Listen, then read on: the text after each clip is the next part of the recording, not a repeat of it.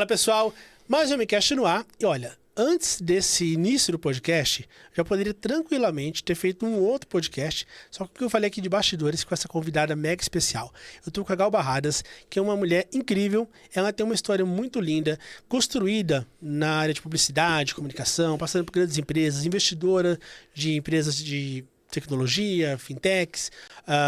Ela tem uma veia muito forte de dados, tanto que um dos maiores cases dela de sucesso como investidora era uma empresa que ela é de tecnologia, que cuida de dados, e hoje ela está na frente ali de uma empresa que ela é muito conhecida também por vocês, que é a Rio Bravo, que ela assumiu um desafio para trabalhar no growth, na área de expansão e crescimento, e eu quero entender um pouco o que ela foi fazer no mercado financeiro, tendo uma carreira tão bacana em publicidade.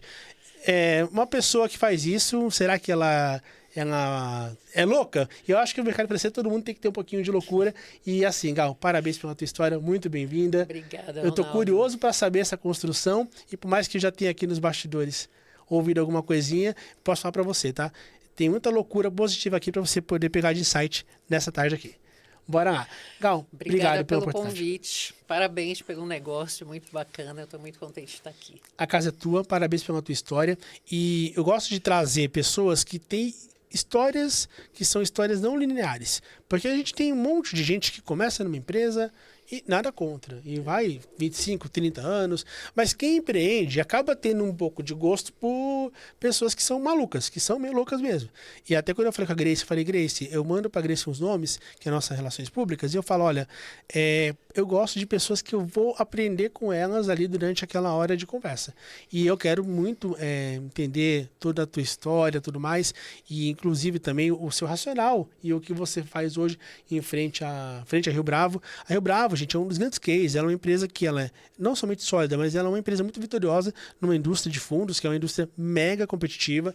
Então, eu tenho certeza que você que é do mercado financeiro, seja investidor ou seja alguém do setor como profissional, você ouviu falar da Rio Bravo e hoje você vai conhecer um pouco melhor os planos, o que faz a Gal e o que ela faz à frente da área de expansão, que é uma empresa que ela tem com toda certeza ainda muito mercado a ser conquistado. Gal, vamos lá. Tua história não começou no mercado financeiro, começou em um setor bem distinto. Conta um pouco pra gente da sua trajetória, como que foi o teu início de vida, as suas aspirações também, até a sua chegada a Rio Bravo. Então, Ronaldo, na verdade eu costumo dizer que eu acho que a minha carreira começou quando eu era pequena, tá?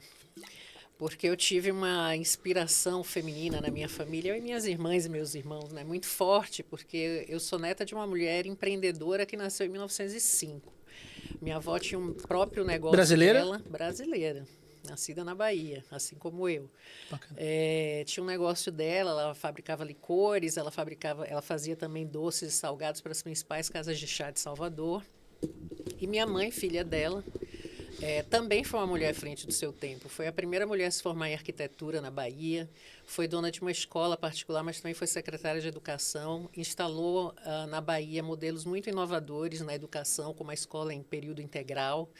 Então, foi um exemplo assim, extraordinário que nós sempre tivemos. E ao ponto de elas nunca chegaram para a gente e disseram assim, olha, minha filha, a mulher tem que fazer isso, ela tem que fazer aquilo, tem que se posicionar assim, assado. A gente aprendeu pela observação. E eu estou contando essa história para tirar o chapéu também para meu avô e para o meu pai, porque são dois homens também muito bem-sucedidos e que jamais impediram que minha avó traçasse o caminho dela e desenvolvesse o negócio dela, e minha mãe a mesma coisa. Meu pai jamais impediu minha mãe de realizar seus sonhos e desenvolver sua carreira. Então, eu faço questão de fazer essa observação porque o crescimento das mulheres no mercado de trabalho passa pelo apoio dos homens, porque os homens ainda são maioria no mercado. E eu acho sempre importante a gente destacar que a gente não pode pregar só para as convertidas, a gente precisa que os homens compreendam por que é importante ter diversidade nos ambientes profissionais, por uma razão muito simples. Empresas vivem de fazer boas avaliações de riscos e oportunidades. Quando você tem cabeças só iguais, isso impede uma visão diferenciada, uma avaliação com outras óticas de riscos e oportunidades. Você tem mentes que enxergam sempre a mesma coisa. Então, isso é uma lição familiar que eu vejo claramente dentro das empresas. E a Rio Bravo é um exemplo extraordinário, porque eu não conheço outra empresa no mercado financeiro que tenha Em cargos de C-level e diretoria, 58% de mulheres. Então, isso realmente torna a Rio Bravo uma empresa diferente, tem um clima organizacional, uma cultura fantástica, é um ambiente de trabalho excepcional, de aprendizado, de divisão de conhecimento, de união. Então, para mim, isso não é por acaso. Eu acho que tem, sim, firmemente a ver com isso. E para mim, eu fico muito contente quando eu ouço. Eu recentemente, faz uns 2 meses, eu recebi aqui um cara fantástico também, até eu posso te apresentar depois. Ele é CEO da Nissan, CEO do Société Générale também aqui no Brasil, francês, um cara extraordinário. E ele falou assim, em outras palavras, mas exatamente a mesma mensagem, porque num ambiente em que todo mundo pensa igual, você não tem inovação. E impede a transformação. Né? Aqui, inclusive, com orgulho também posso falar que na banco a gente tem um trabalho muito firme em trazer pessoas que são de diferentes realidades, momentos, cabeças, credos, porque você passa a ter muito mais oxigenação. E nessa indústria que você está hoje, é uma indústria que ela é impossível você fazer sucesso com ideias iguais. Você rasga a gestão de risco quando você não tem ideias provocativas e ali na mesa alguém que questione decisões dos outros, e isso daí é importantíssimo. Então, você falou da sua estrutura familiar, né? E muita gente acaba não tendo em casa o privilégio que você teve, verdade. De uma mãe, de uma avó.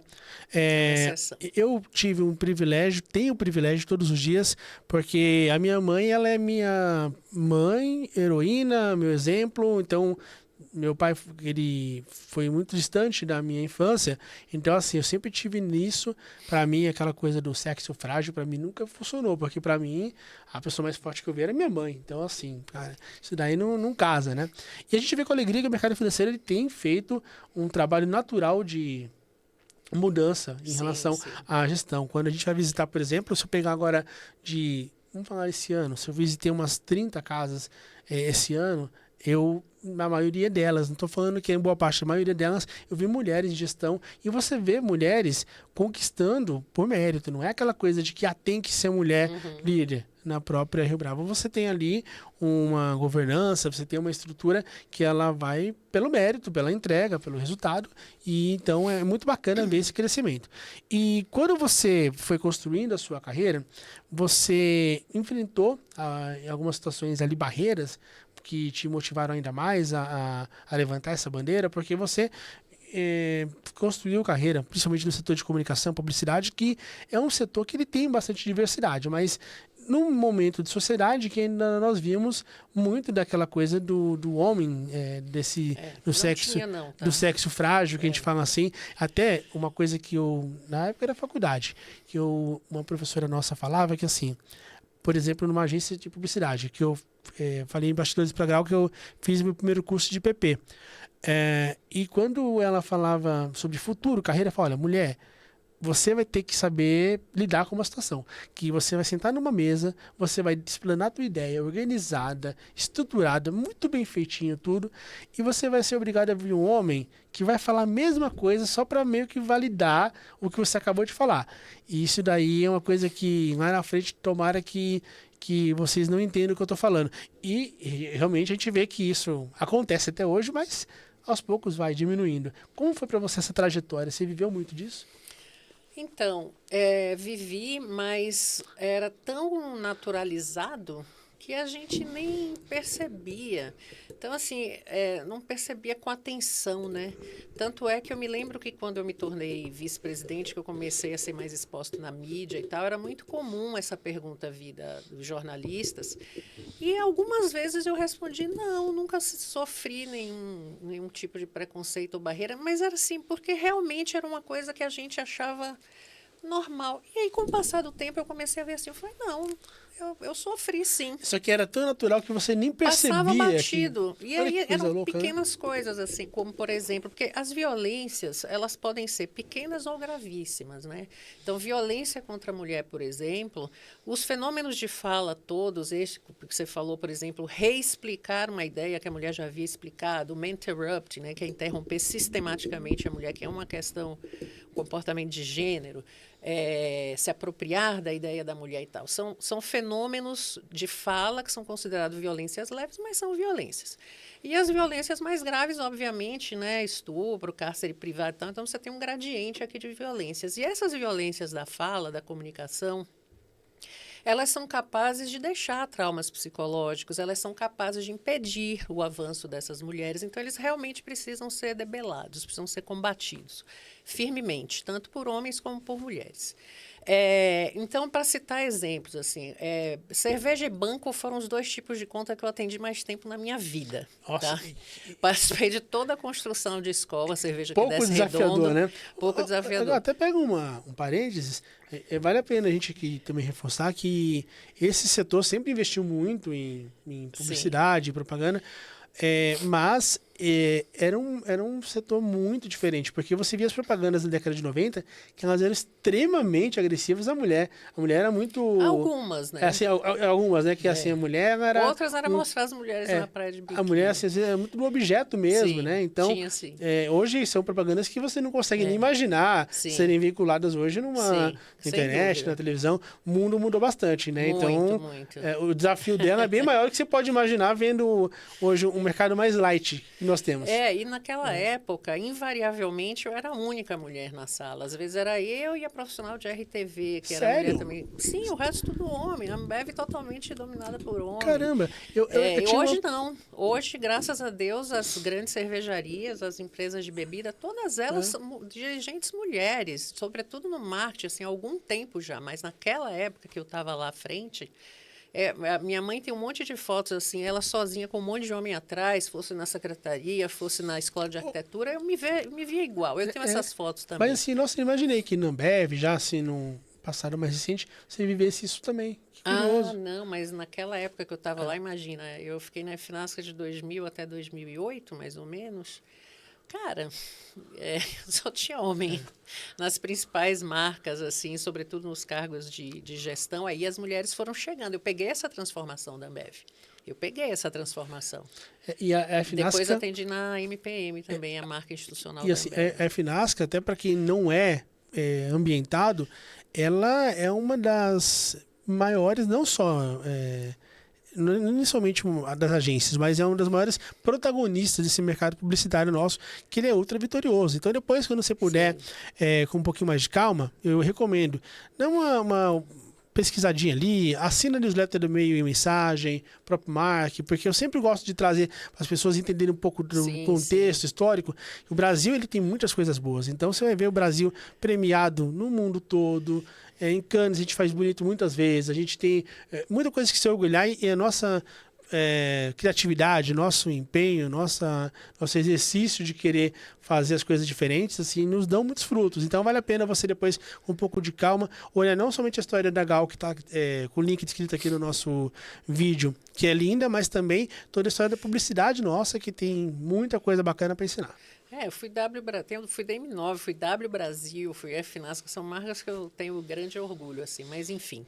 Então, só para citar alguns exemplos, às vezes eu ia entrar numa reunião de pré-produção, ia chegando na sala de reunião e alguém fazia assim, não, peraí, Gal, espera aí um pouquinho, daqui a pouco você entra. Eu não queria nem imaginar o que estava sendo falado lá dentro, tá? Aí, tem uma coisa em conta de cerveja que é fazer rota, que significa você botar o tênis e ir para a rua bater... perna para conhecer os botecos, os bares e hábito de consumo e não sei o quê, porque a vida de cerveja é nas ruas, né? Na rua.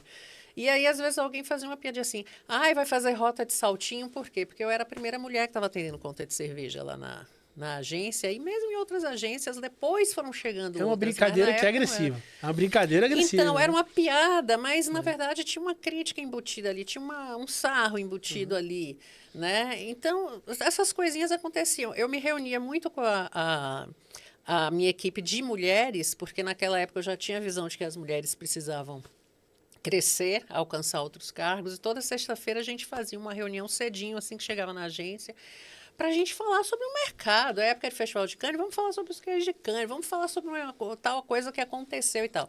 Aí a gente ia passando aquele monte de mulheres assim para a sala de reunião, aí a gente passava pela porta da criação, e aí o pessoal fala assim, o que é reunião do Tapu? Esse tipo de coisa, entendeu? Que assim... parecia normal. Mas eram microviolências. Esse tipo de brincadeira era uma coisa que... normalizada. Olha que doideira, normalizada. Né? Que doideira. Mas, com o passar do tempo, eles mesmos entenderam o que é que eu estava fazendo ali e passaram a apreciar. Mas era da época ter as piadinhas, né? Era da época. Então, assim, a FNASCA, inclusive, foi um lugar onde eu me casei, tive gravidez de gêmeos, tá? E foi uma empresa sensacional para mim, porque os donos eram excelentes pais e pessoas muito próximas das suas famílias. Então, eu atribuo a isso o fato de eu ter tido uma gravidez muito respeitada, muito bacana, por parte, inclusive, da Ambev também. Então, eu não tenho queixas quanto a isso. Era um ambiente muito bom. Muito parecido com o da W, inclusive. Assim, muito voltado para a criatividade. A gente acreditava que a criatividade é que fazia todo o resto. É a criatividade que vende, sabe? A gente lutava pelas boas ideias até o fim. Então, minhas grandes amigas hoje em São Paulo... 100% praticamente, assim, as antigas, né? Não as mais recentes, mas as antigas, todas na WDF nós somos amigas até hoje. Olha que bacana. Grupos de WhatsApp, W até hoje, grupo da FNASCA e assim Foram amizades muito sólidas. Porque, na verdade, tem que separar uma coisa que é empresa e que era sociedade. Porque a empresa é empresa saudável, quando a Gal está colocando, de repente você pode estar se perguntando, nossa, mas ela está trazendo ali a piadinha do Tupperware. Era muito diferente a sociedade, né? Geral. Eu peguei agora, um mês atrás, não, foi no Carnaval. No Carnaval, eu teve um dia que eu tenho uma filha de 5 anos, ela e minha esposa estavam descansando à tarde, eu peguei, gente, eu sigo umas coisas no YouTube muito aleatórias. É o meu momento de sair um pouco do mercado financeiro, sabe, quando você quer desintoxicar um pouco daquilo que é teu dia ali, de segunda a segunda.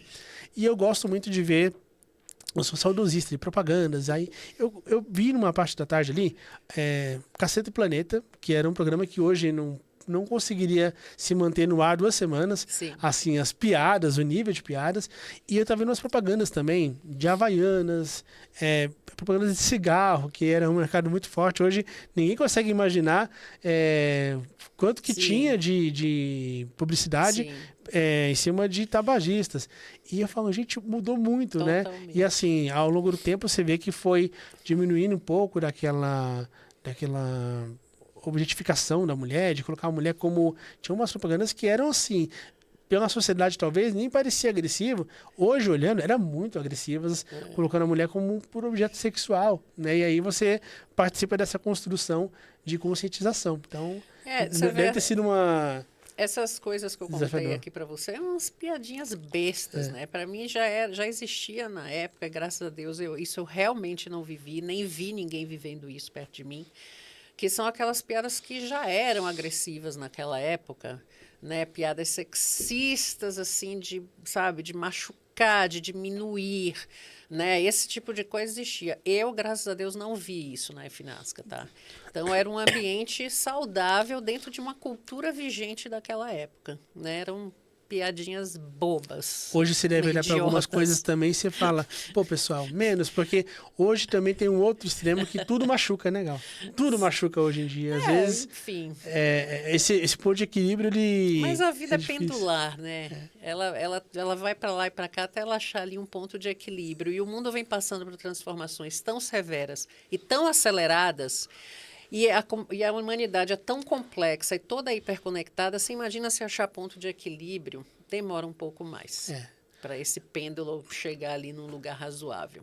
E aí, nessa tua história tão linda, você viveu mudanças de sociedade, mudanças de poder, mudanças econômicas. A gente está falando de uma história que é uma história longínqua e vitoriosa. Em que momento que você começou ali a olhar... Antes eu quero que você fale um pouco também sobre as suas investidas, porque é um ponto que eu acho incrível você investindo. E que momento que você começou a olhar a indústria financeira? Se você já tinha, até o teu ingresso na Rio Bravo, você já tinha construído isso na cabeça? Ou foi uma coisa que surpreendeu e você encontrou ali num convite essa oportunidade? Eu vou te contar, você vai achar até natural. Eu, por ter uma carreira muito longa na publicidade, eu trabalhei para todos os segmentos de mercado que você imaginar. Financeiro também. Só não trabalhei para cerveja, perdão, para cigarro. Tá. Tirando cigarro, que eu acho que na minha época já nem tinha mais investimentos nessa categoria, o resto trabalhei e conheço todos os segmentos. Mas como te falei no início, cerveja e banco foram 2 tipos de conta que eu atendi muito tempo. Porque trabalhei também para a companhia cervejaria Heineken, trabalhei também para outras bebidas alcoólicas, Grupo Campari, Sagatiba, enfim. E banco, nossa, a maioria deles eu trabalhei. Eu sempre gostei, tanto de uma como de outra. Eu adorava atender conta de banco. Trabalhei para o Unibanco 10 anos, juntando o W Brasil e F-Nasca. O que te fazia gostar das duas? E o Eu que sempre você fui a via de pessoa de diferente estratégia de ali? negócios na agência. Tá. Embora eu me considere uma pessoa criativa, que escrevo, enfim, faço textos, eu sempre, na estrutura das agências, era uma pessoa de estratégia em negócios. Então, é um segmento muito voltado para isso, né? Para resultado. Assim como as cervejas eram também, são. Né? Nas cervejarias, rota de bar. Na indústria financeira, tinha também visita em loco, tinha ali o... Sempre tem. Quer de entender olhar seu cliente, agência, vai de pra olhar... rua, com Também certeza. tinha, que legal. Sempre, sempre. E como que foi assim, você pegou a transição Unibanco e Itaú? Sim. Como foi para você o desafio? Porque foram 2 gigantes. Não, na verdade eu peguei a fusão que virou Ambev, Companhia Cervejaria Antártica e Brahma. Eu estava na F-Nasca quando a Ambev foi criada. Incrível. Eu estava na MPM quando teve a venda do Unibanco, né? A incorporação do Unibanco pelo Itaú. Mas logo depois, na FBIS, eu conquistei a conta do Itaú e trabalhamos para o Itaú lá. Excelente. E foi muito bacana. Nossa, foram casos incríveis aqui. Um dia a gente vai fazer um podcast só de cases. E você deve ter tido muito convite ao longo do tempo também para trabalhar nas empresas, né? Então, não, porque eu acho que faltava, assim, eu acho que os clientes tinham uma visão de que era muito importante ter uma pessoa muito sênior com cabeça de negócios dentro das agências, estratégia de negócios. Então, eu nunca fui assediada para ir trabalhar nos clientes. Eu sempre fui vista como uma pessoa da agência. Porque você conseguia traduzir... Responsável pelo business da comunicação e como aquilo impactava o negócio do cliente. Você traduzia a dor do banco para a agência. Exatamente. Se tirassem você, de repente, perderiam aquela figura que é quem conseguia. E acho que era meio fluidez evidente também, assim, meio processo. visível, que eu gostava muito dos lugares onde eu trabalhava, sabe? As pessoas olhavam para minha cara, viam F-Nasca, assim como acontecia na W, enfim. Então, eu sempre tive muita paixão, assim, pelo meu trabalho, pelos lugares onde trabalhei, sempre tive uma relação de respeito, de confiança, de resultados. Então, acho que talvez por isso Lá não tenha atrás, ocorrido. já tinha aquela sementinha do mercado financeiro. Então, você... Esse em algum foi um momento assunto que sempre esteve presente na minha vida, né? Então, assim, por exemplo, eu atendi os asset managements, eu gostava, eu adorava conversar sobre aquilo, entender aquilo. Então, era um assunto que estava ali, tá? Quando eu decidi vender minhas ações da última agência, que foi a BTC Havas, que eu ajudei a fundar no Brasil, com sócios franceses, né, do Grupo Havas, eu não queria mais trabalhar aquele tipo de modelo, agências grandonas e tal, etc. Eu queria fazer uma coisa diferente, já estava há muito tempo no mercado. E eu estava vendo que era o boom das startups no Brasil, muito dinheiro vindo de fora, inclusive, muito venture capital e tal. Eu falei, é isso aí que eu preciso aprender, porque eu sempre gostei muito de tecnologia, desde adolescente, tá? Nunca trabalhei diretamente com tecnologia, mas eu sempre fui curiosa sobre o assunto. Até porque na propaganda São você empresas que precisa nascem. entender muito bem o que existe, né, Sim, de impacto dentro do seu Sim. trabalho. A tecnologia entrou pela mídia, né, nas agências. Foi o primeiro contato que as agências tiveram com tecnologia. Mas, enfim, as startups baseadas em tecnologia, elas já nascem dentro de uma outra lógica de atuação, onde a tecnologia ela é estruturante, ela não é uma mera ferramenta. Perfeito. Né? Então, eu falei, eu só acredito que a gente aprende fazendo. Então, eu vou me jogar nesse mundo aí. Comecei a participar de tudo quanto é evento que existia de startup. Abri uma outra networking, que isso é mega importante. Você se reinventou depois de uma carreira ultra consolidada. Sim. Se você fosse provocar. Sim. Só uma vírgula. Nessa época, você teve a gravidez. Que idade que tinham seus filhos nessa época? Em 2018, quando eu saí, 15. Legal, porque até um ponto bacana quando a gente fala de maternidade, maturação de vida, porque também influencia muito, legal. Você certamente, ao tomar a decisão de de pegar uma coisa que te consumisse menos, também tem muito disso de querer acompanhar. Acho que o momento de vida seu também vai condizente, né? Então, a infância, o nascimento e a infância dos meus filhos, eu estava Você- todo vapor nas É, agências, né? Mas eu tinha uma visão, cara, que se a criação que minha mãe nos deu foi vitoriosa, se eu fizesse parecido, ia dar certo. e deu, certamente. Então, certamente. Então, a gente sempre puxou para dentro os meninos para dentro das nossas vidas agitadas. Então, eles já foram comigo para a convenção de cliente, dentro e fora de São Paulo. Eles vão assistir minhas São palestras, dois já foram para meninos. lançamento de livro, sim. E Participam de tudo. e a cabeça deles hoje, ela pensa em seguir tua trajetória, publicidade? Uns já são formados, são homens, né? Eles tinham 15 na época. É. Verdade. Um é formado em cinema pela universidade lá em Los Angeles, Que a legal. NAIFA. E o outro é mercado financeiro. Trabalha numa empresa de estruturação de CRIs. Que legal. Totalmente diferentes, gêmeos, tá? Mas de alguma maneira aquele DNA que você tinha de atender o setor financeiro pode ter sido também Sim. influenciador para ele. O que trabalha no mercado financeiro, ele nem fez economia, ele fez administração. Que legal. Enfim, mas a gente troca muito, eu troco muito tanto com um como com o outro. E o outro, ele é diretor de filmes e tal, mas ele também escreve muito bem, roteiriza, enfim. Então a gente tem coisas parecidas assim. E a influência deles, o pai deles, qual que é o setor de atuação? Meu marido, infelizmente, partiu ano passado, depois de Pô, me senti uma feliz. doença gravíssima, assim, inesperada. Mas é um nome também no mercado publicitário. Ele começou a carreira profissional dele como ator de teatro. Bacana. Se mudou da Bahia, foi premiado, inclusive, como ator. Veio para São Paulo para ser redator na editora Globo. E depois fez carreira como redator publicitário em agência, chegou a ser diretor de criação de agência e tal. Fundou a Data Popular, que é um estúdio de pesquisa.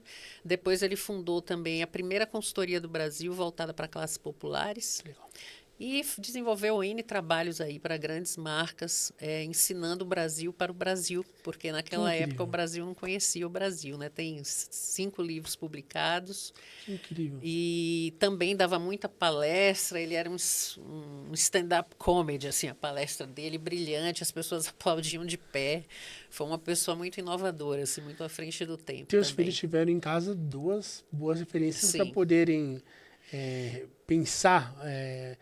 Hoje o jovem, na verdade, ele tem que ser muito provocado Sim. a fazer o que eles gostam, pensar. E quando a gente fala de mãe, pai inspirar, não necessariamente o filho vai seguir o que uma mãe e o pai faz, mas ele vai fazer o que ele tem vontade. Sim. Quando ele é encorajado pelos pais. Sim. E vendo dois pais que faziam o que amam, não tem como eles Verdade, é fazerem isso aí. algo que não gostem. Né? Eu o conheci em São Paulo, apesar dele ser baiano, tá?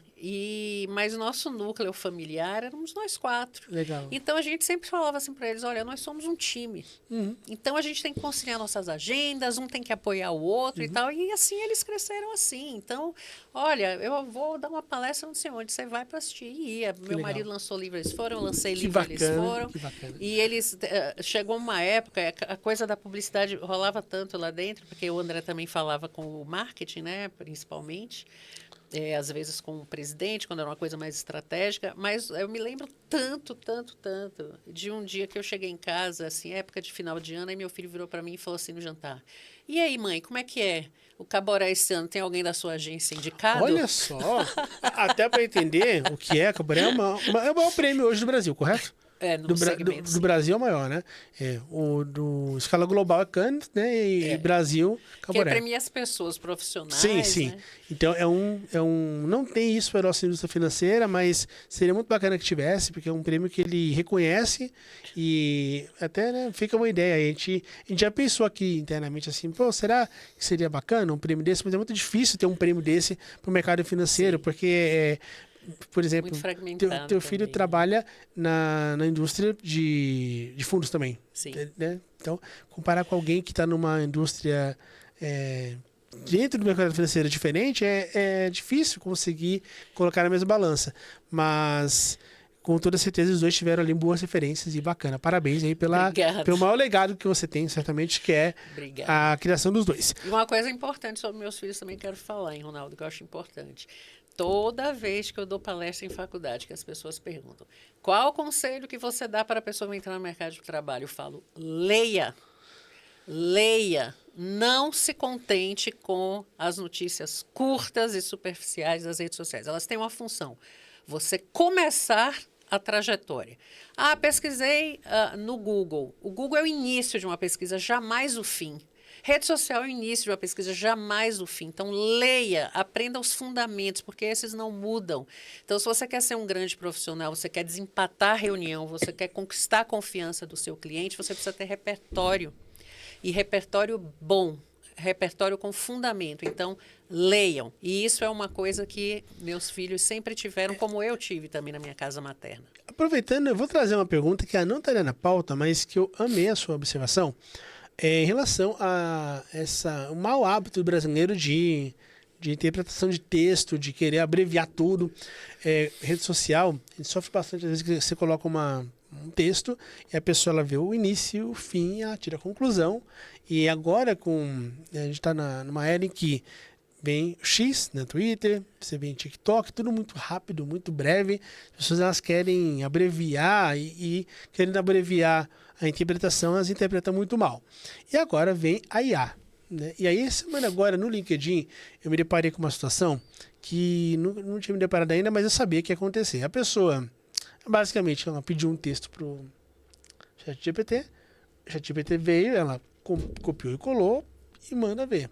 Só que o texto, assim, estava totalmente sem pé nem cabeça, porque ele se tratava de um banco, e como trabalhando nesse banco e a gente conhece bem a realidade, o texto sem pé nem cabeça.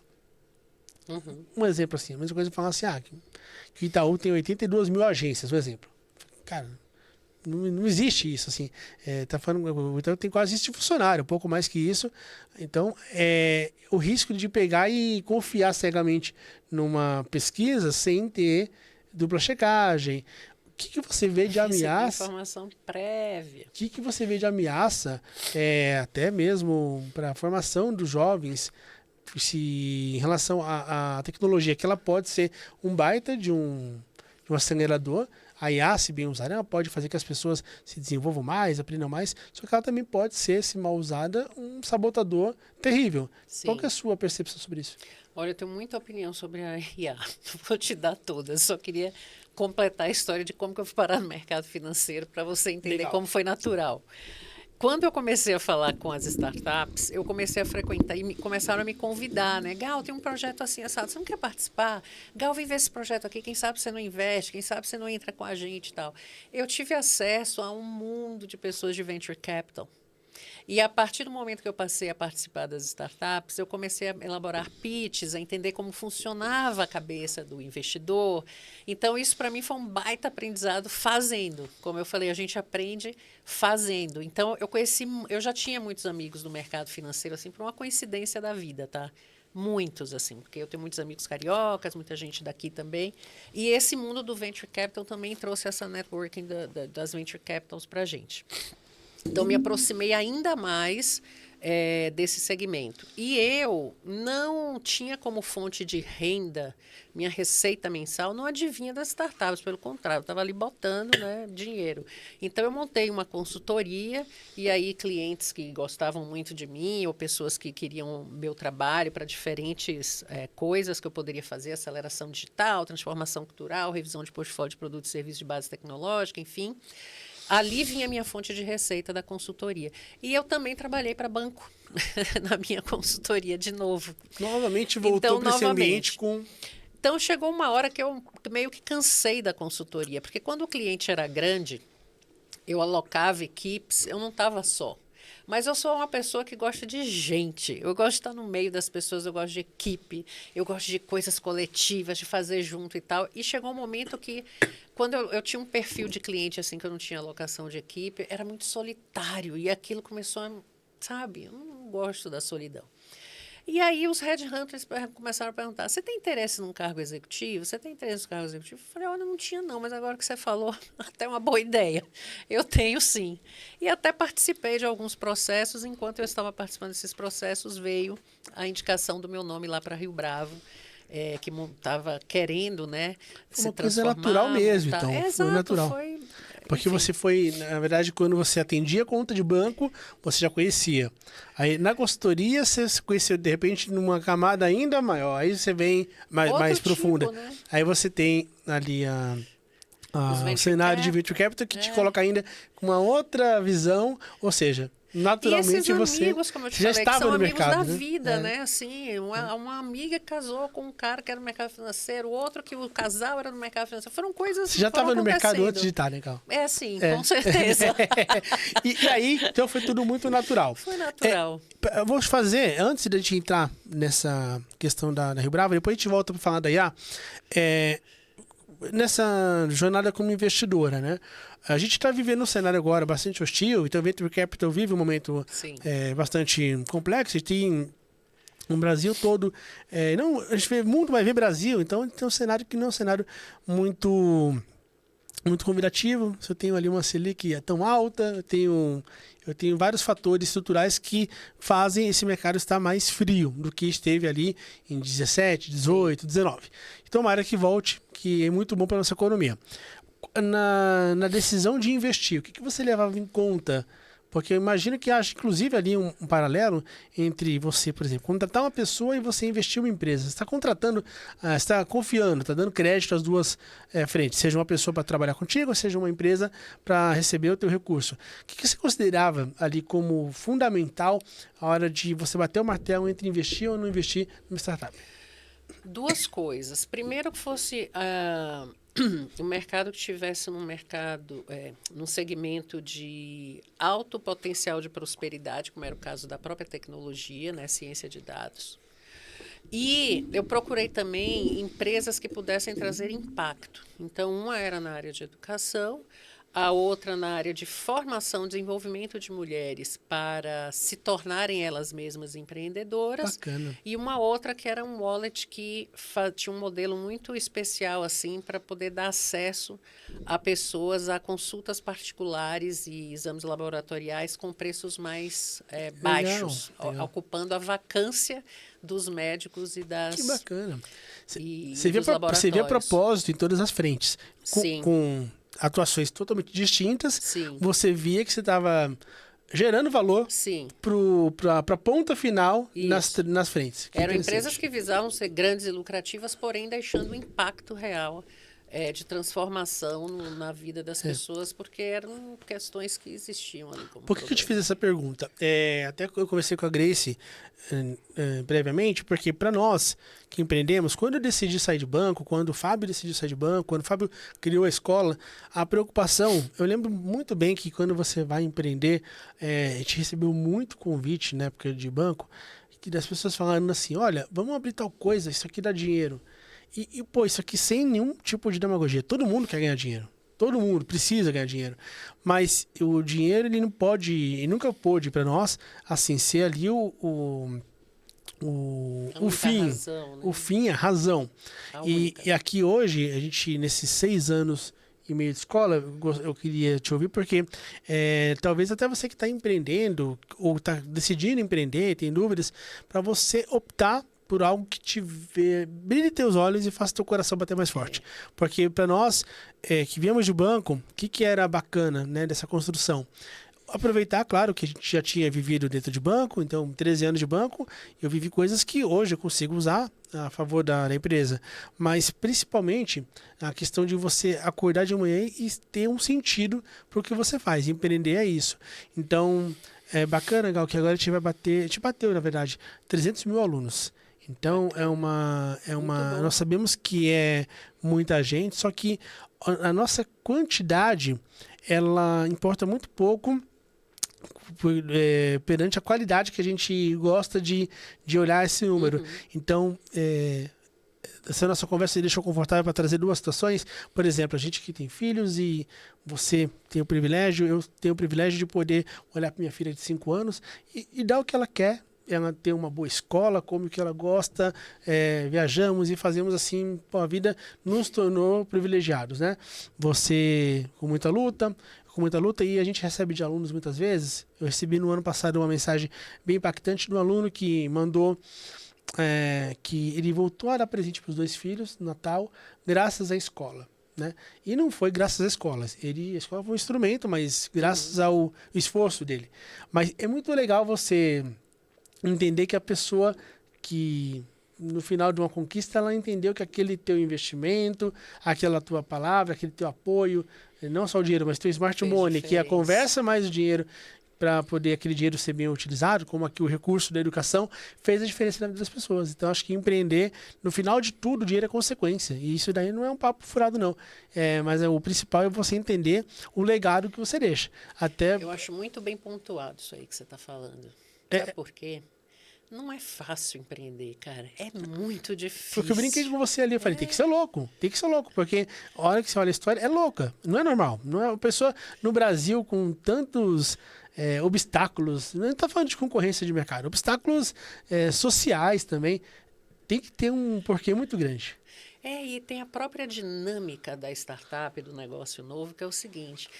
Você deve ter passado pelo mesmo. Tem semanas que você se depara assim, de ter ligado para 10 amigos, nenhum retornou. O caixa sabe, você está vendo o caixa ali, ele daqui a pouco vai estar em perigo. Você diz assim, meu Deus, para que eu fui me meter nisso? Por quê? Por que eu entrei mais nesse negócio? Aí na semana seguinte todo mundo retorna, você marca 10 reuniões, aí você, realmente eu fiz a escolha certa. E é isso, é essa gangorra emocional. E o louco é você saber que você vai viver isso várias vezes. Sim, várias vezes. E o mais louco é você saber que você correndo esse risco, você ainda dobra o risco. Você ainda pega coisas maiores, que é totalmente irracional. Até quando a gente veio para Paulista mesmo, a gente tinha uma sede na Zona Norte. Aqui eu falo abertamente, a gente não tem. A gente tem tudo muito transparente aqui. A gente trata. Porque a gente quer abrir capital um dia, não tem como ficar, né? Então a gente pagava R$6.500 numa sede na Zona Norte. E da noite pro dia pagar 75 mil de aluguel em 3 andares aqui. Se você for racional, você não faz. Uhum. Então, assim, falando, cara, tem que ser louco, assim. Tá, vamos na fé. Deixa eu dar o passo, depois o chão vai estar lá, porque... Então, você precisa ter um nível de crença. Acreditar sabe? muito no que faz. Então, e para isso você tem que amar mesmo o negócio, senão desistir é muito fácil. Até tem um professor nosso que... Uma coisa que eu gosto muito de ouvir histórias, porque pra gente aqui, eu tô pegando aqui uma lição de vida, e ele fala muito para os alunos que assim, olha, daqui a 10 anos, 15 anos, o cliente do banco só vai lembrar de você se você fizer uma merda muito grande. O cliente não vai lembrar de você, gerente de relacionamento, um especialista em investimentos, daqui a 15 anos, o fulano... Não é tão comum, a menos que você seja um banker, que você se aproxime muito, esse cara tenha você como quase um familiar, como acontece no segmento private. Mas, vias normais, o cliente ele vai ser atendido por várias pessoas ao longo da história no banco e você vai ser mais um, faz parte. Mas na educação, isso não acontece, que daqui a 10 ou 15 anos, certamente o aluno vai lembrar desse profissional que hoje está no banco, que para o cliente daqui a um ano, a hora que acabar o relacionamento, vai ser história. Todos nós lembramos com carinho de algum professor que exatamente. Foi muito especial, né? Então, e você, nessas empresas que você investiu, certamente você colocou ali uma semente, um legado que vai se perpetuar por gerações. Eu tenho muito prazer assim de estar com as pessoas, sabe? Eu gosto muito de ensinar, eu tenho muita paciência para formar profissionais, é um negócio que eu curto muito. Para educar filhos também você usou muito isso? Adoro. Eu tenho muitos sobrinhos também, que eu sou filha caçula.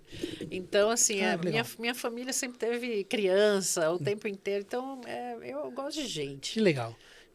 E aí, nesse desembarcar, ou nesse embarcar, na verdade, né, na Rio Bravo, você já tinha uma construção histórica aí, já estava no mercado financeiro antes de oficializar ser. Mas a hora que você entrou, pôs o pé, agora eu sou Rio Bravo, agora tenho ali um LinkedIn, as pessoas sabem que eu estou aqui. Qual que é o teu papel hoje frente a Rio Bravo numa indústria que é uma indústria mega competitiva? Sim. É uma indústria assim que ela é altamente regulada, é uma indústria que ela enfrenta inclusive um cenário hostil também, né? Porque a gente está falando aqui de anos em que tudo que nós temos vivido é muito agressor ao negócio da Rio Bravo, que é juros altos, enfim, né? Como foi para você esse ingresso? E ao ingressar, era o que você já imaginava? E qual que é o teu papel hoje na área de growth, de crescimento de uma empresa que ela é tão consolidada, por mais que não seja uma empresa com milhares de funcionários como as pessoas podem comparar com o banco, mas ela é ultra sólida dentro da indústria de fundos. Sim. Bom, em primeiro lugar, eu queria dizer que é bastante improvável uma pessoa com meu perfil ser contratada de cara, assim, numa gestora. A gente não vê, né? Pessoas com o meu perfil ali. E até nas conversas preliminares ali que eu tive com os sócios, as pessoas falam, pô, mas você veio de um segmento tão diferente. Por que você está com interesse nessa vaga? Porque foi um amigo comum que me indicou para lá. E eu só fui contratada, gente, porque do outro lado da mesa tinha duas pessoas com uma cabeça muito visionária, que são o Gustavo Franco e o Paulo Billig. Então, eu dependi do outro lado da mesa. Que vai gravar com a gente, inclusive, tá? Ah, que bacana. No final do mês. Bacana. Dia 29. Eu dependi do outro lado da... Eu queria entrar no segmento, mas eu dependi do outro lado da mesa ter duas pessoas com uma cabeça que entendesse a tua história. Que entende que se eles queriam fazer uma mudança, né, muito substancial na empresa, como a gente vem fazendo, cabeças iguais não fariam, não contribuiriam para essa mudança. Exatamente. Então, eles entenderam o que eu poderia agregar, uma vez que o conceito de marketing hoje em dia, todos os conceitos passaram por revisão, né? A partir do momento que a tecnologia entrou na nossa vida cotidiana. Então, o conceito moderno para marketing é ir ao mercado, disputar atenção para ganhar negócios. Então, como é que você vai ao mercado disputar atenção para ganhar negócios? Isso não se trata apenas de comunicação. Isso se trata de você ter as pessoas certas, alinhadas à sua visão. Isso se trata de você ter produtos novos, produtos que falem de uma maneira diferente com os públicos que você já tem, ou capazes de conquistar novos públicos. Isso passa por você acelerar a digitalização de processos da companhia. Então, isso passa por uma mudança sistêmica. E foi isso que eles compreenderam. E como eu fui gestora, né, de um ecossistema complexo, que também depende muito de talentos pessoais, humanos, como são as agências, tem muitas semelhanças, tá? Entre o que acontece nas agências e o que acontece numa empresa assim, do segmento financeiro.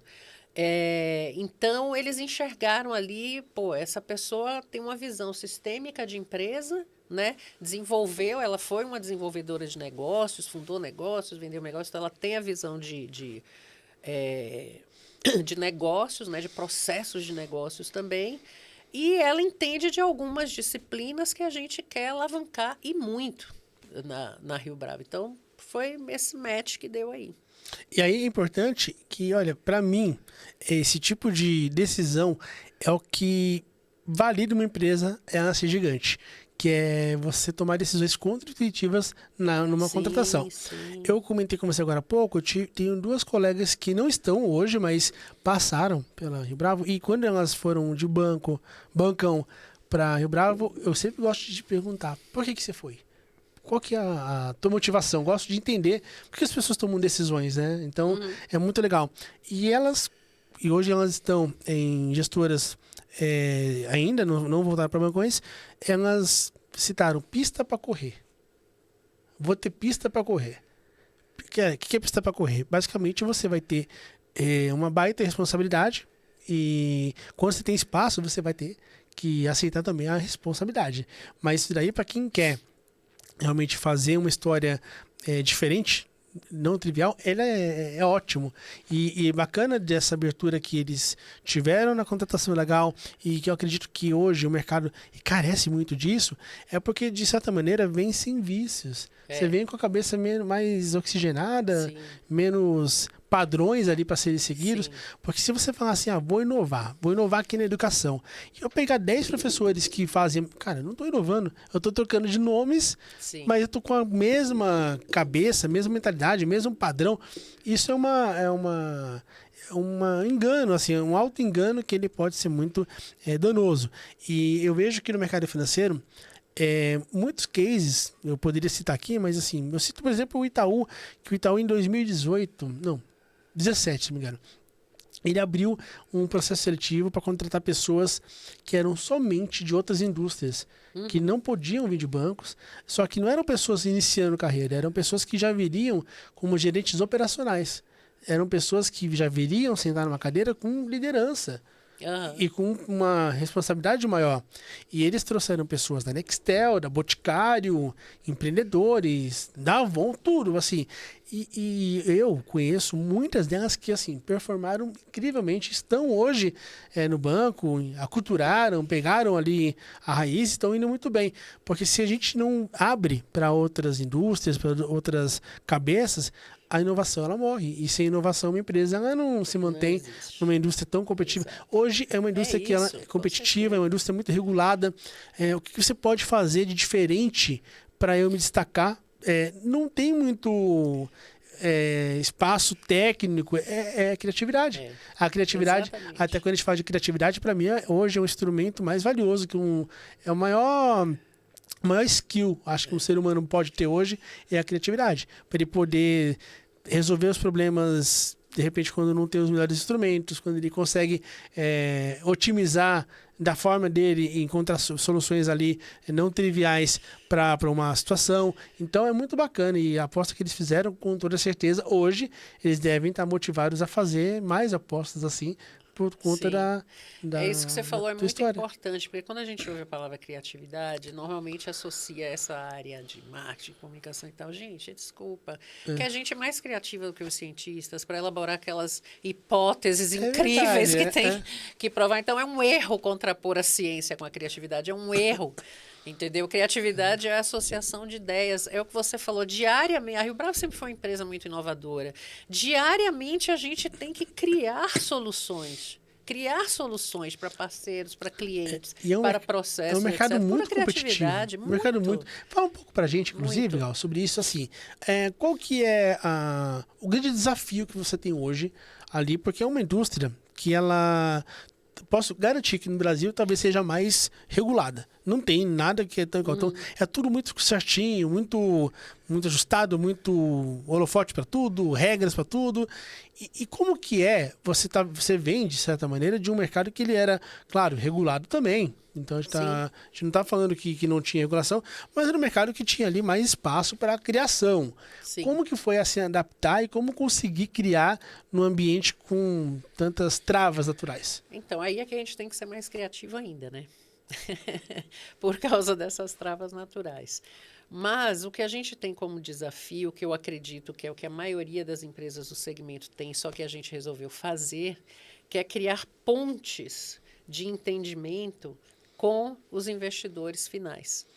Sobretudo aqueles que são pessoa física, porque o Brasil tem um campo enorme para atrair pessoas físicas para o mundo dos fundos de investimento.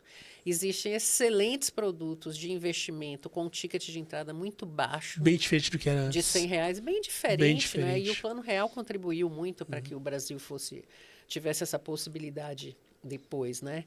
Então, as pessoas não sabem. Então, elas têm acesso a excelentes produtos em que elas podem fazer investimentos para, no longo prazo, elas construírem os seus sonhos, eles construírem a sua mudança, sua vida não linear de carreira, que hoje é uma coisa natural, ou realizar o sonho de educação do filho, ou preparar uma aposentadoria confortável, ou pensar em empreender, enfim, a liberdade que a gente havia falado. Nos bastidores, né, antes da gente começar aqui. O empoderamento das pessoas passa pela liberdade financeira.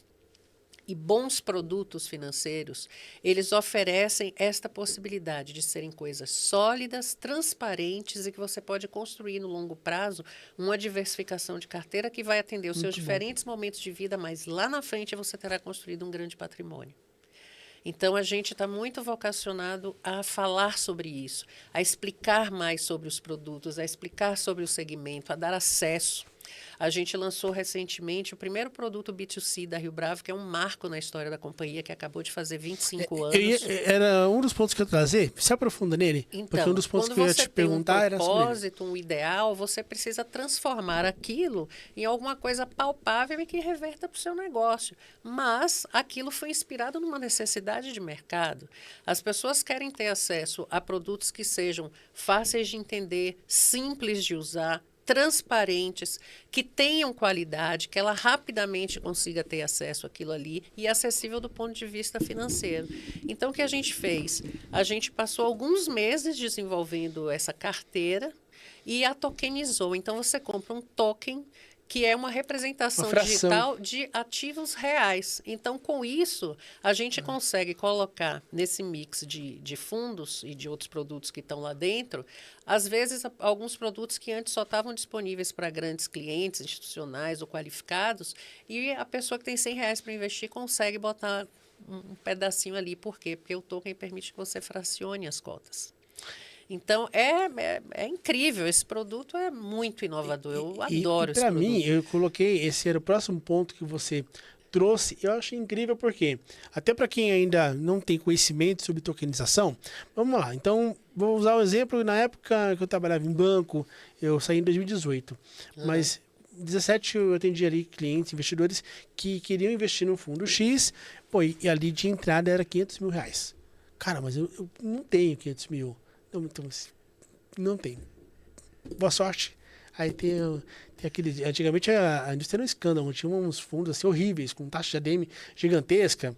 Hoje, basicamente, quando a gente tokeniza, então, esse bolo de 500, eu quebro em vários pedacinhos.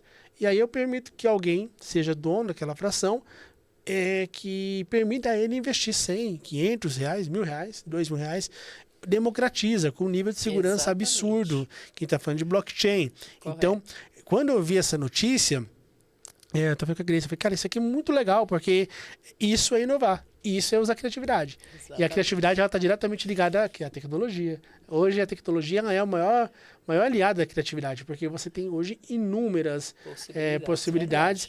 E para nós aqui no Brasil, a tokenização vai ser um advento incrível.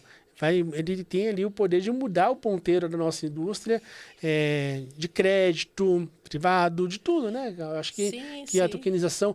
O Samuel Ponsoni, você conhece?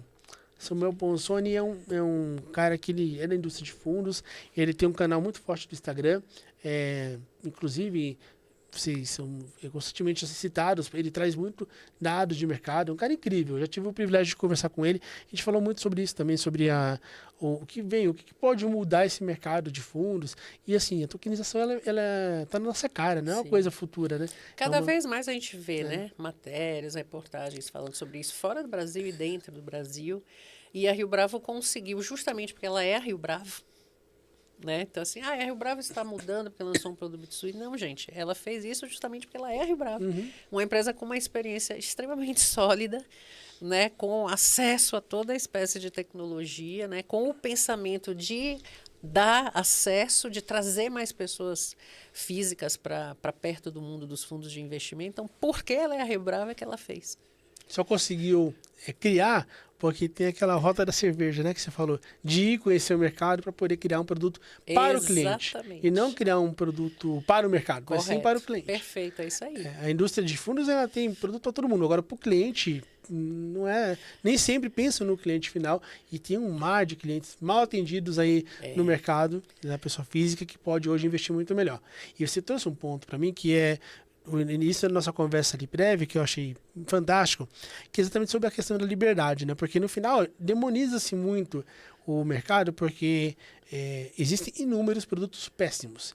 Só que não é que tem produto péssimo, tem um produto mal distribuído, né? Então, eu tenho um produto que pode ser ótimo para um público X, mas se ele for enfiado goela abaixo para um público Y, cara, de ótimo ele pode ser catastrófico. Sim. E essa semana agora, a minha mãe, ela tem 67 anos, a vida toda, eu sempre orientei ela, minha mãe é uma pessoa muito econômica, muito uma administradora, como você colocou, todo mundo porque ela não tinha margem para errar na criação, nada. E ela me ligou 11 da noite, toda feliz, eu tomei um susto, 11 da noite, né? E ela, filho, nossa, sabia que tem um negócio muito bom, um investimento, que você concorre todo mês a sorteio? Aí eu falei, nossa, mas falaram, ó, é R$200 por mês, é investimento, depois você pode pegar, só que para você poder acumular um valor maior, eles orientam você ficar 4 ou 5 anos, a capitalização venderam para minha mãe de um jeito, só que eu deixei minha mãe falar, tal, aí terminei, não cortei o barato dela, aí eu falei, mãe, lembra que eu falava para você, quando tiver coisa do banco, você me ligar, tal, mãe, é capitalização. É aquele negócio que não presta? Não é que não presta. Tem pessoas que vão... Mas o seu perfil é um perfil que, assim, não gosta de jogo, não aposta, não, assim, não tem dificuldade para guardar recurso. Então, assim, novamente, né? O produto ruim, o produto pode ser bom para uma pessoa, mal distribuído, e a gente vê que no mercado acaba demonizando muito nessa questão do produto ruim, porque falta muito, gente, do fator educação financeira que nós não temos, e aí chega no mercado sedento por resultado, como a gente colocou que a indústria financeira ela é resultadista, e junta a fome e a vontade de comer. A pessoa que não tem conhecimento, base nenhuma de educação, vide o estrago que as bets estão fazendo agora, para um mercado que é um mercado produtista que se aproveita, então acaba demonizando. Então é muito importante esse trabalho da Rio Bravo, o trabalho da Gal, o trabalho de conscientização, porque a independência que as pessoas querem, a autonomia que elas querem, a liberdade, ela vem do colchão financeiro. Fala um pouco sobre isso, Gal.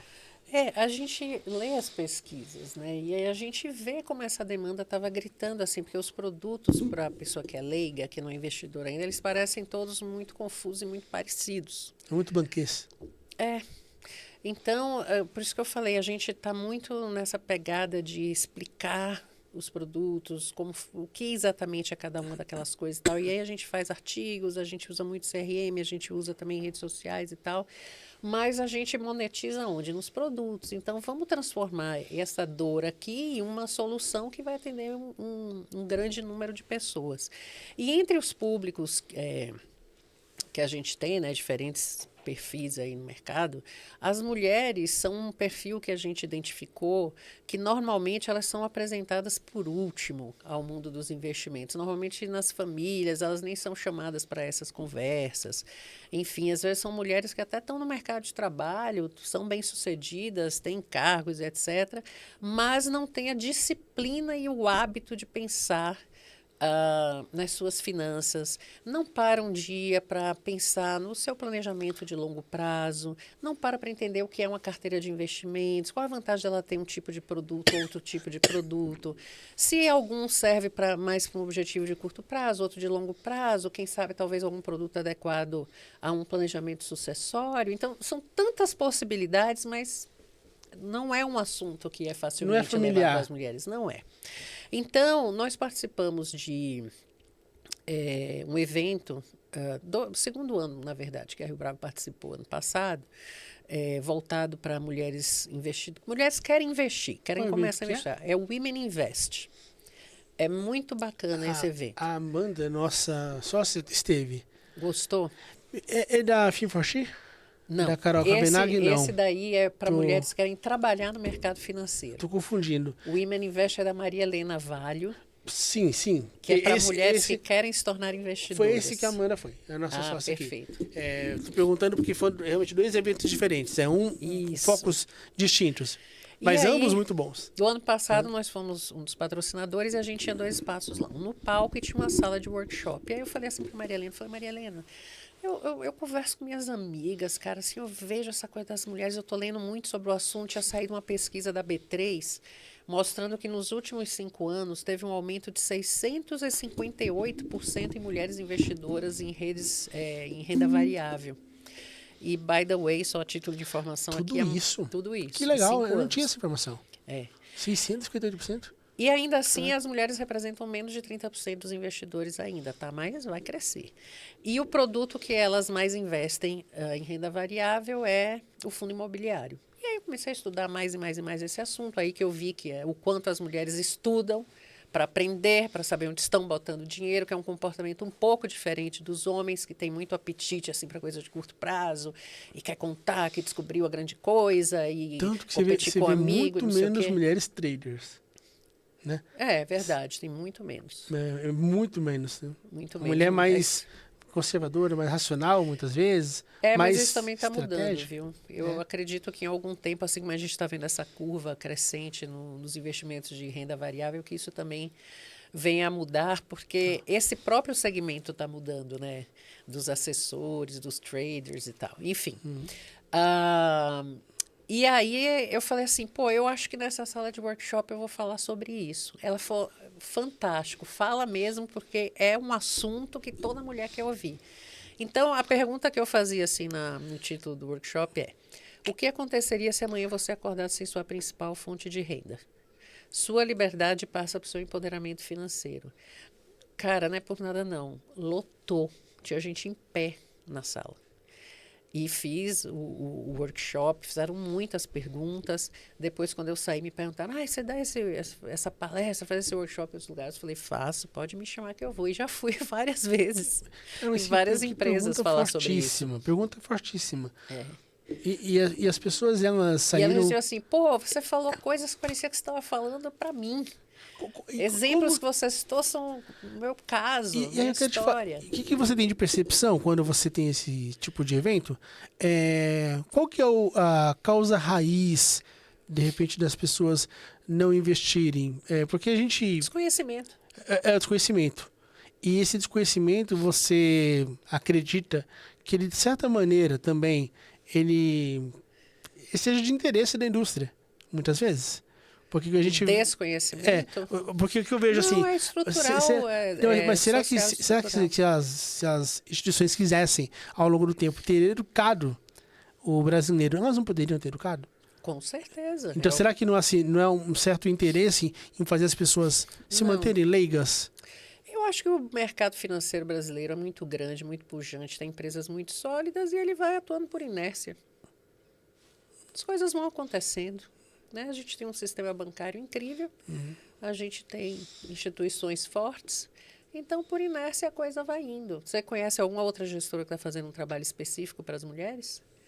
A gente produz conteúdo, a gente montou um banco de dados, a gente fala com comunidades de mulheres, não só em São Paulo, tá? Em São Paulo e fora de São Paulo. Fantástico isso. Então, isso é sair da inércia, certo? O Poupar, que é o nosso produto, por exemplo, elas gostam muito também. Os fundos imobiliários, que nós somos muito fortes, né, que você sabe. A Rio Bravo foi pioneira em fundo imobiliário, então é um produto que sempre salta aos olhos dela, assim, quando vê a marca Rio Bravo. Mas o Poupar, que é a nossa carteira tokenizada, também elas entendem com muita facilidade, gostam e tal, até porque é um produto, de novo, para quem é entrante, fácil de entender, simples de usar. Então é isso, você tem que dar o que o cliente final quer, o comprador quer, o investidor quer. Então a gente fica com as antenas ligadas aí, ouvindo o que o mercado o mercado que investe, né, tá pensando sobre esses temas. Porque a gente tem uma questão estrutural que não tem educação financeira nas escolas públicas. Algumas poucas, né, particulares começam a ter. Aí você tem uma cadeia de coisas. E aí você tem hoje... Não há uma regulação também, não há um cuidado ou um zelo, de repente, que colocasse alguns limites, porque a gente vê agora, o que tem de gente ali com muito poder de influência, que nunca abriu para poder falar de educação financeira, mas abre para falar de bet. Então você tem o fator da educação financeira ser quase que inexistente, você vê redes sociais que contribuem para as pessoas pensarem menos ainda. Então, o papel da Rio Bravo e desses agentes, ele é educar, ele é mostrar que existem produtos bons, quebrar um pouco até desses paradigmas e enfim, desrotular talvez ali essa indústria, e passa muito também por, novamente, né, ouvir o que você está fazendo, de repente pode ser de uma ruptura na história da Rio Bravo, porque o teu trabalho é um trabalho de tornar mais digerível para aquela pessoa que é leiga, como você fazia atendendo conta de bancos, atendendo conta de cervejarias, é você empacotar o que é de bom naquele produto para uma pessoa que é leiga. Então esse banquês, ele assusta, né? Quando você pega aquela mãe de família que tem ali capacidade de investir, mas ela tem, enfim, os seus medos, e você vem falar de curva de juros, você vai falar de Selic, cara, a pessoa pode não entender. Mas é simples. Então. Agora, quando você fala, deixa eu traduzir para você. Então, muito do poder que você tem da publicidade, né? Dessa história tão linda de você simplificar um assunto, que é um assunto muito cheio de termos, uma coisa mais digerível para o brasileiro comum. Agora que você falou aí sobre a educação financeira, eu sou 100% a favor, cara. Já pensou que maravilha se todas as escolas tivessem isso no seu currículo? Seria transformador, revolucionário, assim, o país precisava de mais disso. O Brasil não muda se não tiver isso, legal. Por isso que é importante, assim, a gente ter tantos Você conhece o Eduardo Forberg, o primo pobre? Sim, sim. É um cara que está sempre com a gente aqui, é amigo pessoal nosso. E eu até falei com ele sobre isso. Porque talvez você imagine assim, o alcance, você não alcança o Brasil, mas você alcança 1 milhão, outro alcança 1 milhão, outro alcança 10 pessoas, outro alcança 5 pessoas, mas vai se construindo um novo Brasil, que aprende a diferença do poupar de investir, aprende a como tomar decisões racionais de crédito. Eu recentemente tem um primo meu que tem uma empresa e ele tem uma funcionária que é assistente, secretária, e ele falou que descobriu depois que ela tinha feito. Ele falou que se sentiu muito culpado por não ter orientado, mas não tinha o que ele fazer também, não é papel dele educar. Ela ganha, sei lá, R$ 2.000 de salário e ela pegou um empréstimo pessoal para comprar um telefone e um tênis. Só que assim, empréstimo pessoal, sem garantia, um crédito pessoal na caixa do banco ali, que pode parecer loucura que ela, o número que eu tô falando, mas assim, ele me mostrou que ele conversou com ela, aí que ele fez, ele deu um dinheiro para ela quitar, e depois falou assim, depois a gente vê, mas assim, quita, você não pagar tudo isso de dívida, de juros. Um empréstimo de R$ 6.000, ele ia virar R$ 21.000. Meu Deus. De 6 mil ia virar 21. Porque, é 90 dias para você pagar a primeira parcela. Aí, nossa, então vou ter 3 meses para começar a pagar. E aí faz a conta do quê? 400 cabe no meu bolso, um exemplo. E aí a pessoa, ela faz uma dívida de 5 anos. É uma loucura. 5 anos, 4 anos, para poder ter um tênis e um celular. Então, isso daí é muito triste. Cruel, né? Cruel. Então, e agora para a gente finalizar esse show de vida aqui que a Gal está trazendo, só para a gente voltar num assunto que você gosta, que eu gosto, que é o assunto do momento, IA. O que é IA? Ela muda, até mesmo nessa questão da educação financeira, você acha que pode, ela de alguma maneira, ser um influenciador positivo, propulsor ou ameaça? Então, como você encara também que a IA vai impactar a tua indústria, não só de fundos, mas a indústria da criatividade, que ela é muito movida, né, a tecnologia. Bom, vamos lá. Primeiro que a IA não é uma só. Existem várias, de vários tipos, para diferentes objetivos, né? Por exemplo, nós usamos IA diariamente para tudo que diz respeito a processo, transcrição de reuniões, essas coisas que já vêm, inclusive, instaladas nas ferramentas mais comuns que se usam hoje nas empresas. Eu acho uma baita ferramenta para pesquisa. Acho uma baita ferramenta, inclusive, para determinadas execuções. E falando sobre a indústria criativa, eu me lembrei de um episódio que eu passei, na época da Finasca, inclusive, que depois que eu me lembrei desse episódio, ele se traduziu imediatamente naquilo que é IA. Eu estava na agência, o cliente me ligou e falou assim, estamos com um problema urgente e tal, não sei o que, eu preciso ir aí agora, porque a gente precisa subir uma coisa no site. Ele queria vacinar um problema que poderia vir a acontecer com um produto deles, e na época não tinha esse negócio de rede social, assim, do jeito que é hoje. Então, os sites eram as mídias emergentes de grande poder na época, tá? Então, ele entrou na sala de reunião, estava eu e mais 2 pessoas, e ele começou a falar, e estava aflito, e ele tinha que subir hoje no site, blá, blá, blá. Eu aí comecei a falar, e aí eu falei sobre, né, o cenário que ele havia trazido, comecei a explicar de que maneira aquilo poderia se correlacionar ou ter algum problema com o posicionamento da marca, como a gente traduziria aquilo, quais seriam as contingências se desse um resultado A, um resultado B, um resultado C. Ele virou para mim e falou assim, Gal, é o seguinte, você está falando demais, por favor, pelo amor de Deus, chama alguém aí, chama um redator e já começa a escrever esse texto, que a gente precisa publicar isso hoje. Eu falei, então, justamente porque eu tenho pouco tempo para publicar, é que eu preciso gastar o tempo agora.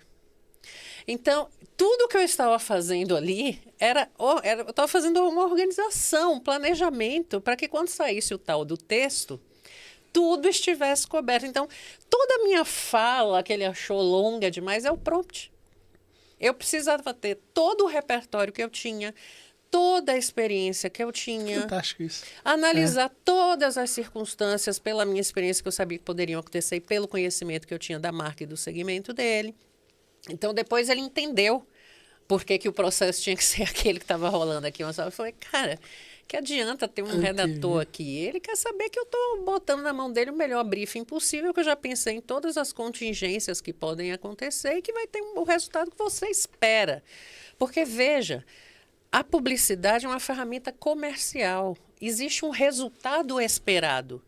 Então, eu tenho que trabalhar para trazer aquele resultado esperado. É totalmente diferente de uma pessoa anônima, um influenciador e tal, criar uma gracinha lá que vai dar 1 milhão de views, não sei o que para isso. Não pode ser esperado ou não. Talvez nem seja esperado. É diferente de um lugar, um ambiente profissional onde você tem um resultado esperado. Né?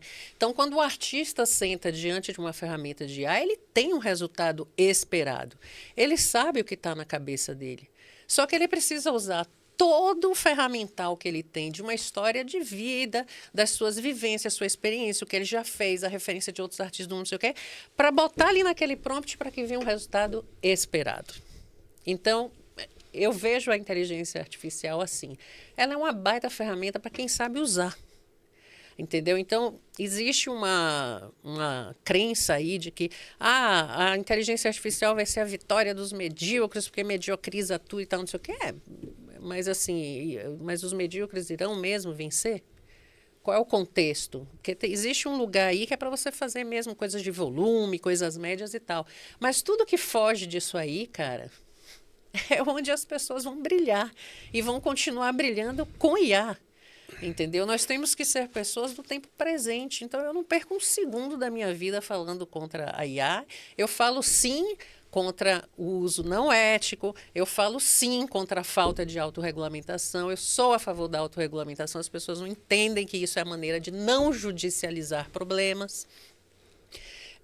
Então, ética, legislação, autorregulamentação, regulação, tudo isso são ferramentas necessárias para que a humanidade possa conviver.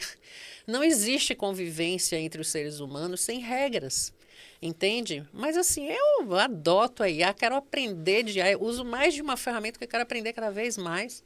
O meu filho que fez cinema, ele tinha algumas restrições e tal, lá nos Estados Unidos também é uma confusão danada em relação a isso. E outro dia ele produziu o primeiro clipe dele em IA, porque ele fez um curso. Ele falou assim, mãe, estou impressionado, eu estou conseguindo fazer 1 zilhão de coisas que estão na minha cabeça. Você ganhou produtividade. Então, quando você ganhou, não conhece, assusta. Então, você não pode se afastar. Pelo contrário, você tem que entender. A gente tem que ser pessoas do tempo presente. A gente cada bater um de frente. nós. Ou se você não se aliar a ela, você vai ser contra ela. E ser contra ela não faz sentido nenhum. O ponto é, ela não vai substituir as pessoas. Ela jeito nenhum. Ela vai te trazer um leque de opções. Exato. E quem é ruim vai continuar sendo ruim. Porque assim, você... mas você tem mais possibilidades. Tira a pessoa da IA e em 5 minutos de conversa você volta para a pessoa que ela é, né? Então, muita gente vai evoluir com a IA. E aí é mérito, e quem evolui com a IA, ótimo. Mas achar que a IA ela vai tornar todo mundo agora igual, quem tem qualidade, quem não tem qualidade, não é esse sentido. Não. A IA não é o fim. A IA é um meio para você fazer muitas coisas e para ser um propulsor, né? Não necessariamente ela não pode substituir o teu esforço, o teu estudo, até porque você falou do prompt, né? Você assistiu o prompt. Se você não tem o prompt, a IA é inútil. Tudo aquilo que é mecânico, repetitivo, né? Processual, nossa, ela vai resolver lindamente para nós. E que bom, resolve aí, IA. Agora, o que você vai fazer com isso? Essa é a grande pergunta. Entendeu? E eu acho que as pessoas precisam encarar de frente. E como falei, existem diferentes ferramentas para diferentes tipos de coisas, porque ela é uma ferramenta de aprendizado, então eu precisa mesmo ter esses diferentes tipos, né? Diferentes bancos de dados. Enfim, e é isso aí. Estamos aí, 2025 e vamos nessa. E é só o começo. Não está nem acho que nem no começo ainda do que vem pela frente. Opa, tem muita coisa. Não sabemos nada. Ainda bem. Essa é a graça da vida. Mais um motivo para que as pessoas pensem nos seus investimentos. Porque, olha, a gente vive um mundo hoje que a gente não... Quem disser que sabe os impactos que a IA vai ter sobre o mercado de trabalho, está mentindo. Ninguém sabe. Então, existe uma grande interrogação sobre o que será o mercado de trabalho daqui para frente. A gente está cada vez mais constantemente vivendo problemas, crises climáticas e tal, etc., sobre as quais a gente tem pouco poder, porque o poder está concentrado na mão de algumas pessoas que poderiam resolver isso, enfim, e não estão resolvendo. A gente tem também hoje a possibilidade de carreiras não lineares, como eu falei. Tudo isso aqui, gente, são motivos para que vocês comecem a pensar em como investir o seu dinheiro, para que você possa ou ter uma salvaguarda lá na frente por qualquer problema que venha acontecer, ou para que você tenha a liberdade de fazer suas escolhas. Entende? Então, assim, ai, nossa, mas até hoje não fiz nada. Nunca é tarde para começar, mas é óbvio que quanto antes você começar, melhores resultados você vai colher, né? Então, comece o quanto antes, mas comece. Perfeito. Que aula de vida. Gal, novamente, muito obrigado pelo teu tempo, pelo teu conhecimento compartilhado, pela tua história de vida trazida. Obrigada. Mega inspiradora. Vou deixar aqui abaixo na descrição do vídeo o Instagram, o LinkedIn da Gal, o LinkedIn também da Rio Bravo. E eu convido que você pegue esse vídeo, mande para o máximo de pessoas possível que você lembre, de mulheres, porque essa história aqui que ela traz não é uma história de carreiras apenas. Eu gosto de trazer uma história de vida e aqui você pode contar muitas, né? Muitas inspirações, muitas motivações, e deu para entender um pouco como a vida de todo mundo ela pode ser mais gostosa quando a gente tem um pouquinho de coragem e se prepara para correr riscos, como ela fez. Parabéns pela tua história, muito linda, pelo teu legado. E você que não está inscrito no canal ainda, se inscreve aqui no canal, acompanha toda segunda-feira à noite um vídeo novo do EuMeCast, e também corre lá no Instagram, EuMeCast, que é uma página específica em que você vê todos os episódios trazidos aqui no YouTube também, para você não perder nenhum, que tem toda semana conteúdo muito bacana e pessoas interessantes como a Gal. Estamos juntos, até segunda que vem.